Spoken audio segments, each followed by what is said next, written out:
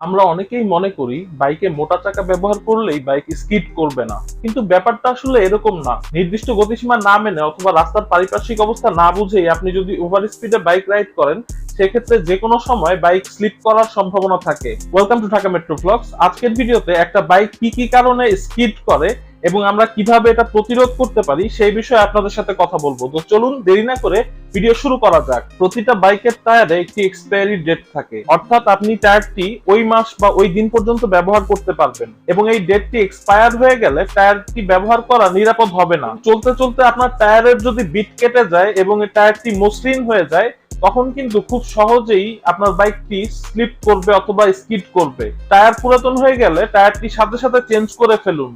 এখন কিন্তু বর্ষাকাল চলছে এবং এই বর্ষাকালে বাইক স্কিড করা অথবা স্লিপ করার সম্ভাবনা সব থেকে বেশি থাকে। বছরের এই সময়টায় রাস্তা থাকে কাদাযুক্ত এবং পিচ্ছিল।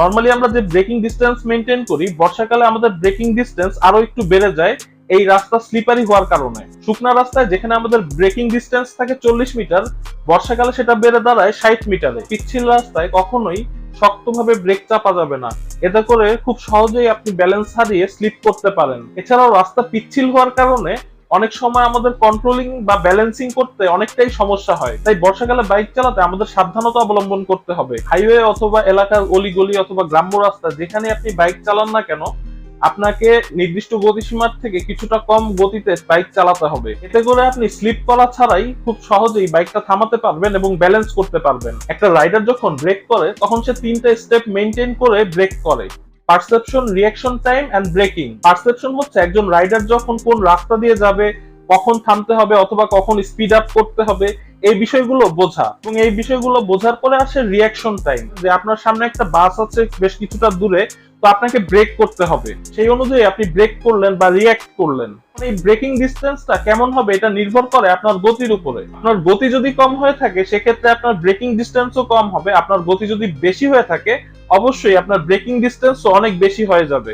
তাই নির্দিষ্ট গতিসীমা মেনে অন্যান্য গাড়ির থেকে নিরাপদ দূরত্ব বজায় রাখুন। এতে করে আপনি যে কোনো আকস্মিক দুর্ঘটনার হাত থেকে অনেকটাই বেঁচে যাবেন।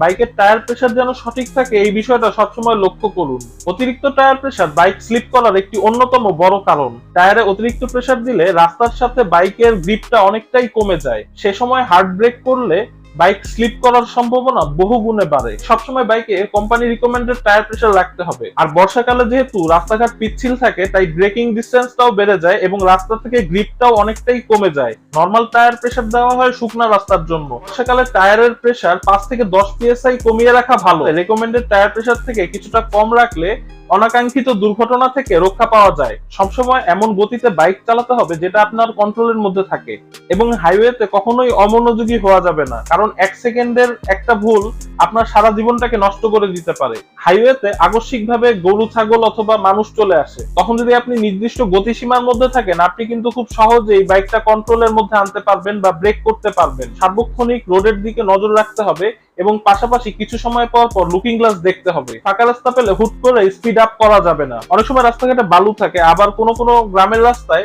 ধান শুকাতে দেওয়া হয়। ধান, বালু অথবা ছোট ছোট নুড়ি পাথর কিন্তু অনেক পিচ্ছিল, কোনোভাবে এটার উপর ব্রেক করলেই সাথে সাথে পড়ে যাওয়ার সম্ভাবনা থাকে। কমন সিনারিও দিয়ে আপনাদের একটা বিষয় বোঝানোর চেষ্টা করব। প্রথম বাইকটা পিক আপ দিতে দিতে 70-এ আসছে, দ্বিতীয় বাইকটা আছে 85-তে, কিন্তু এটা স্পিড কমতে কমতে আস্তে আস্তে 70-এ আসছে। এখন কোন বাইকটা সহজে থামানো যাবে?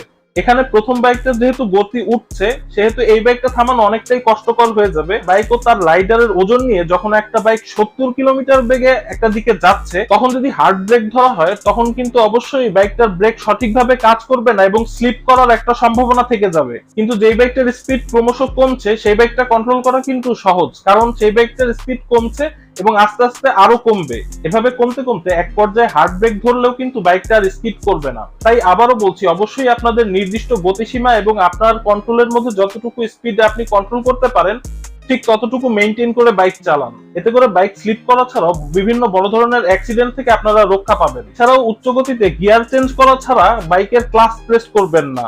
তখন আপনি হার্ড ব্রেক করলে বাইক স্লিপ হওয়ার প্রবণতা অনেকটাই বেড়ে যাবে। এজন্য উচ্চ গতিতে সবসময় বাইকের ইঞ্জিন ব্রেক ব্যবহার করুন, কারণ ইঞ্জিন ব্রেক ব্যবহার করলে বাইকের ব্রেকিং ডিসটেন্স যেমন কমে যায় এবং এতে করে বাইকের চাকা লক হয়ে যাওয়া অথবা স্কিড করার মতো প্রবলেম থেকে রক্ষা পাওয়া যায়। তো এই বিষয়গুলো মেনে বাইক রাইড করলে বাইক স্লিপ করার প্রবণতা অনেকটাই কমে যাবে এবং আপনার রাইড হবে নিরাপদ এবং কমফোর্টেবল।